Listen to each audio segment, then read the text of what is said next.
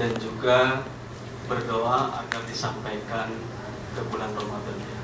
Karena kita semua tidak tahu tentang usia apakah akan sampai atau tidak nanti bulan Ramadan.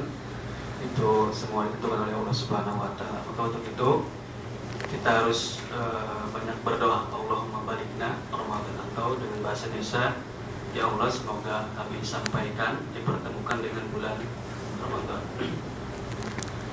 Terus yang kedua singkat saja, ya al-farahu was-surur. Jadi kita harus merasa bergembira.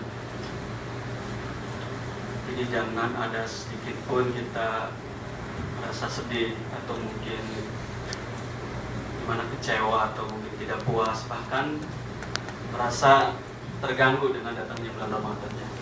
Karena terbayangkan sebulan kita akan puasa, menahan lapar dahaga, dan juga tidak bebas berbuat apa yang kita inginkan, sampai Allah Subhanahu wa taala mengharamkan sesuatu yang mubah, yaitu makan, minum, bahkan bergaul dengan istri, itu diharamkan selama sebulan. Nah, bagi pencari kebaikan, dia akan merasa bahagia dan sangat bergembira, ya, sukacita dengan datangnya bulan Ramadan. Tapi bagi yang mungkin tidak mengharapkan kebaikan, dia akan merasa terganggu dengan datangnya bulan Ramadan.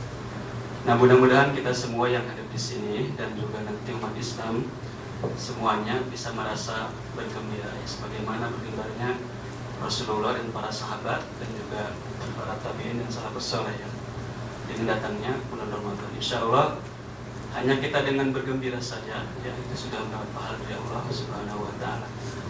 Dan selanjutnya yaitu kita harus ada persiapan al-istidadah. Lihat di sini al-jasadiyah gitu ya. Jadi dari status fisik kita harus persiapan dari sekarang. Kalau bisa kita jangan terlalu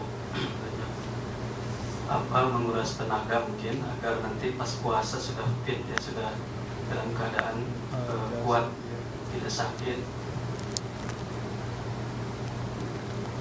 Terus juga al-fikri ya, jadi pikiran kita harus kita fokuskan untuk menyambut Ramadan.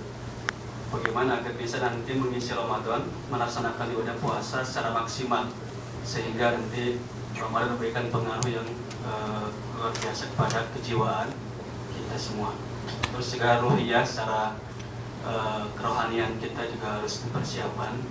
Jadi mungkin kita dengan cara memperbanyak ibadah kepada Allah Subhanahu wa taala. Kalau yang dicontohkan oleh Rasulullah yaitu dengan berbanyak puasa. Jadi Rasulullah memperbanyak puasa di bulan Sya'ban, bahkan hampir sebulan. Tetapi tidak sebulan karena tidak ada yang dilakukan Rasulullah puasa selama sebulan kecuali bulan Ramadan saja. Terus juga al-mal ya, dari sisi harta, keuangan.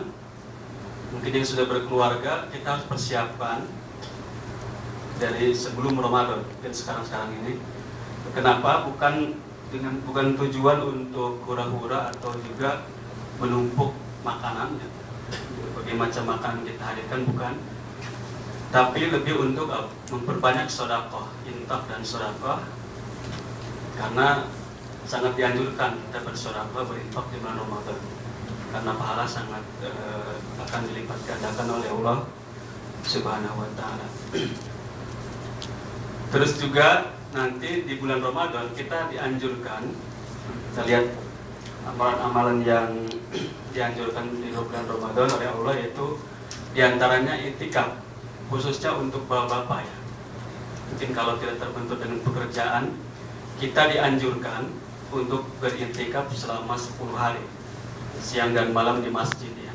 Nah, ini tentunya membutuhkan biaya yang sangat besar. Jadi maksudnya kita kalau tidak terikat dengan pekerjaan, kita sudah harus berhenti dari bekerja mencari uang. Berarti kita harus betul-betul mempersiapkan keuangan yang lumayan cukup ya buat selama bulan Ramadan dan juga buat Lebaran dan lain-lain. Juga kita dianjurkan untuk it'am atau taftirus shaim, memberikan makan kepada orang-orang yang puasa, beri jamuan buka ya, Kalau di Indonesia mungkin kita bahasakan dengan takjil Ramadan, iftar. Takjil iftar. Memberikan takjil ya, buka puasa bersama. Terus juga dari ilmiah mungkin sekarang kita akan bahas bersama tentang masalah keilmuan Ramadan. Jadi Waalaikumsalam.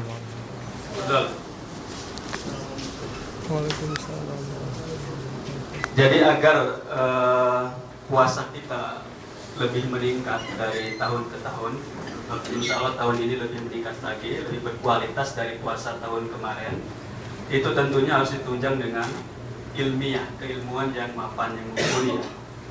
Jadi kita harus tahu secara mendetail tentang masalah puasa, kaitannya dengan masalah puasa, yang berhubungan dengan masalah puasa, al-mubtilat dengan al-wajibat, al-masnunat, al-makruhat, ya, terus juga al-muraqabat, hal-hal yang dianjurkan dalam berpuasa apa, itu harus tahu semua.